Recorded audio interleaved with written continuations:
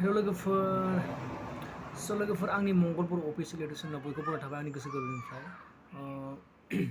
नै दिनैहाय नैबे इउटुब चेनेलनि अनारा आंनो आरोना आंनिनो आरोना इयो चेनेला आंनो मंगलपुर अफिसियेलाव आं खेवदोंमोन आरो लोगोफोर आंनियाथ' दा मनेटाइजेसना माने आंना मा होनो रिउसेट स्टार ना मा फैदो आरोना लोगोफोर आंना मनेटाइजआ जादोंमोन जानानै थेवबो आंना माबाफिनदो आरोना लोगोफोर बेनि अनारा आंनो आरोना लोगोफोर बेनि अनारा आंनो इउटुब पार्टनार नोंथांमोनाबो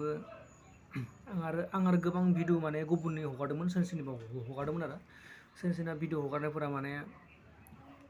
पारमिसन लानायखा पारमिसन लानाय गोजा मायबाबा ओमफ्राय आरो दा बे भिडिअआ दा बेनि थाखायनो आङो नैबे भिडिअखौ बानायदों आरोना आंखौ मानि थाखाय आंनि माबा सेनेलखौ बिदि खालामनो हाखो आरोना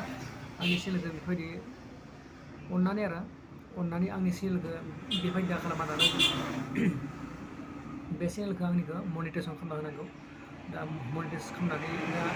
अननानै आरोना मनेटाइजेसन जाबासो माबागोन नालाय दा आर्निंफोरा बेनिखायनो